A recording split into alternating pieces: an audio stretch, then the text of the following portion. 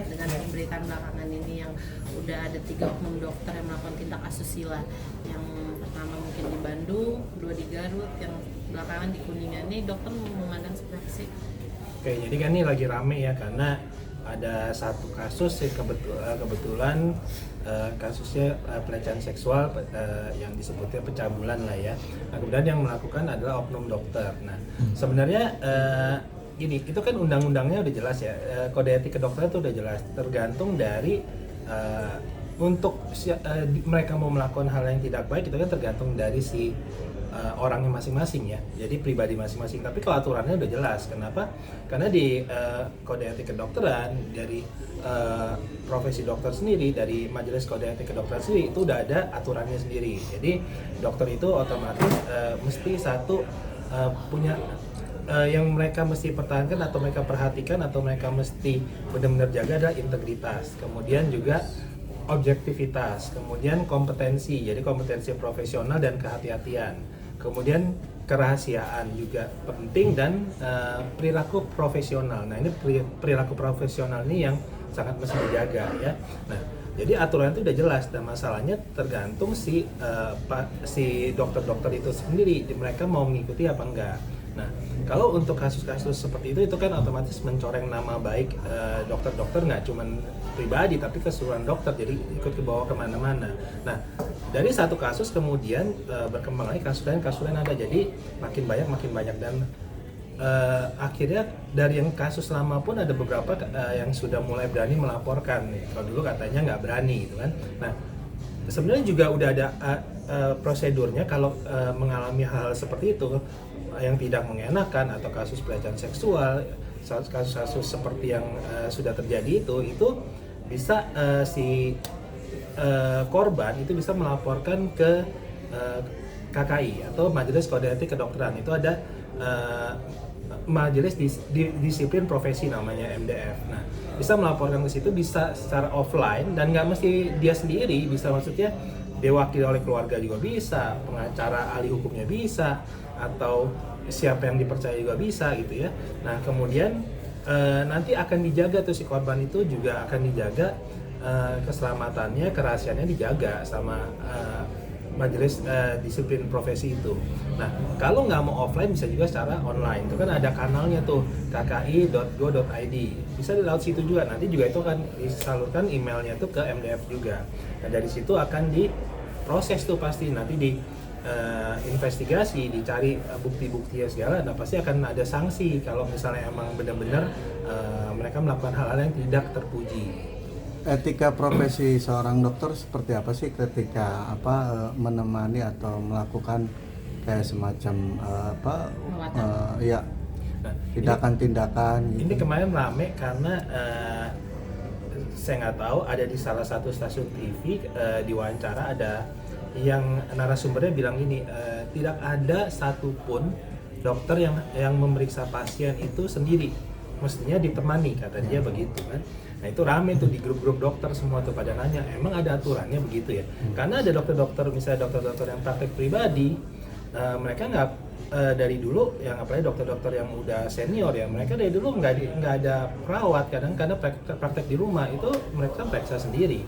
Bahkan kadang-kadang pasiennya yang minta kalau misalnya mereka mau konsultasi secara lebih private ya, secara punya privacy yang mereka jaga, jadi mereka nggak mau didengar siapapun. Itu kan haknya si pasien gitu. Jadi kalau misalnya emang lebih baik dianjurkan untuk ditemani, karena untuk mengurangi resiko kalau terjadi hal yang tidak diinginkan. Dan kalau misalnya emang ada kadang-kadang malah si pasiennya sendiri yang berbuat yang tidak baik, itu ada saksinya minimal gitu kan, atau mencegah hal-hal yang mau ke arah-arah yang tidak baik lah gitu. Nah, tapi kalau misalnya emang kasus tertentu dan emang keinginan si pasien atau emang kepercayaan si pasien sendiri, terus kemudian emang dokter profesional, sebenarnya tidak masalah gitu. Nah, jadi kalau misalnya kode etiknya tadi otomatis satu tadi integritas mesti dijaga kan, terus objektivitas juga jaga, kerahasiaan juga dijaga, terus habis itu tadi kompetensi. Jadi kompetensi itu kode etiknya ya, kalau emang bidangnya itu, kalau emang dia tidak mampu, dia mesti wajib merujuk ke teman sejawat yang mampu gitu ya. Kemudian juga tadi perilaku profesional. Jadi otomatis semuanya mereka mesti junjung kalau misalnya ke teman sejawat mereka juga dianggapnya saudara gitu ya. Kan ke pasien juga itu sangat mereka mesti menghargai, menghormati karena pasien itu satu nyawa pun sangat berharga. Jadi yang mesti dijaga sama mereka itu untuk kode etik tadi kerahasiaan juga, kemudian keadilan. Jangan lupa keadilan itu maksudnya nggak boleh membeda-bedakan pasien gitu. Jadi mau dia latar belakang kaya lah, dia mau tidak mampu, itu nggak boleh dibeda-bedakan. Nah kerahasiaan itu mesti dijaga ya, jadi nggak bisa sembarangan rekam medis semua penyakit orang sebar-sebarkan kemana-mana. Nah kemudian itu juga yang penting itu juga otonomi si pasien. Otonomi pasien itu gini, itu hak pasien untuk menolak atau menyetujui tindakan. Jadi kalau pasiennya menolak ya nggak bisa, nggak dipaksa apapun nggak bisa, itu haknya si pasien. Nah dan udah ada aturan itu banyak di situ. Nah itu kalau diikuti sebenarnya aman-aman aja gitu.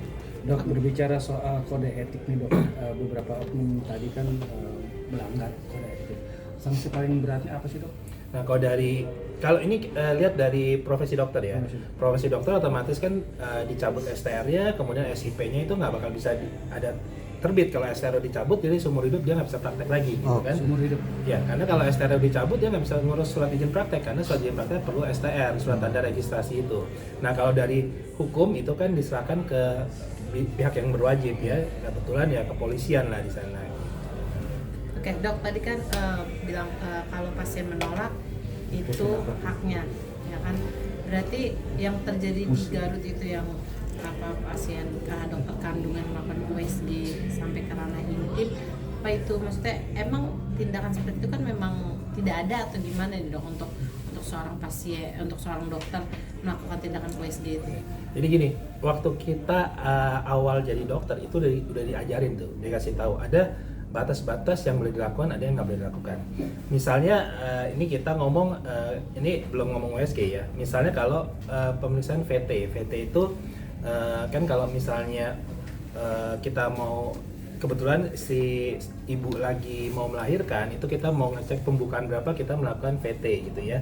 Nah di VT itu kita melakukan otomatis jari kita kan akan masuk ke bagian V-nya dia ya, si pasien. Nah itu ada kode etiknya, maksudnya tidak boleh, misalnya kalau kita masukkan itu bagian jempol tidak boleh menyentuh bagian klitoris misalnya. Nah kalau dia menyentuh itu sudah dianggap bisa, kemungkinan bisa diajukan atau bisa dikomplain, takutnya ada ke arah pelecehan seksual gitu kan. Nah jadi ada batas-batas ya. Nah kalau USG kita lihat USG-nya itu sebenarnya USG apa dulu. Nah kalau USG-nya emang USG mame atau USG payudara ya otomatis mesti lakukan itu. Tapi kalau USG abdomen nggak ke arah sana ya itu bukan indikasi dia melakukan hal seperti itu gitu ya. Nah kalau dari situ bisa dilihat, kan biasanya begitu lihat si pasien akan komplain atau misalnya akan mengadukan kok saya dilakukan seperti ini, nah si dokter kan akan menjelaskan nih. Nah itu nanti ada dari KKI yang investigasi, benar gak kamu melakukan itu, benar gak, dan sesuai prosedur gak. Ya kalau nggak sesuai prosedur pasti kena sanksi gitu loh. Oke. Dok, karena adalah titik rusak khusus sebelanga, karena oknum tertentu nama dokter cemar pastinya kan. Kalau buat dokter sendiri, sanksi yang paling baik itulah memang diputus izinnya segala macamnya, atau seperti apa dok? Dari dokter dan kawan-kawan kan pasti sudah ngobrol ini baiknya seperti apa, kayak gimana ya? Jadi gini, otomatis satu, kalau emang kan kita secara nggak bisa nih kita menjaga sikap setiap orang, perilaku setiap orang nggak bisa ya. Aturannya udah jelas gitu loh. Tapi orang tergantung orangnya sendiri. Kalau orang yang melanggar otomatis akan timbul masalah, dan itu oknum. Nah begitu oknum ini timbul, ternyata kok timbul lagi oknum lain. Nah otomatis kita mesti ya, dari semua dokter-dokter juga pasti kita harus jelas menginvestigasi bener gak emang mereka salah atau tidak. Kalau emang salah ya mesti sanksinya mesti seberat-beratnya gitu, karena biar ada efek jerahnya. Kalau enggak nanti banyak yang lain akan melakukan hal-hal tersebut gitu kan. Nah sampai ada kata-kata kan dari beberapa yang bilang ini dari pihak KKI sendiri, saya dengar mereka bilang diadukan saja gitu, karena dokter itu juga bukan dewa, jadi ya bisa diinvestigasi, kalau salah ya mesti dihukum gitu. Dan pasti diproses, tenang aja gitu, dari KKI sudah bilang seperti itu.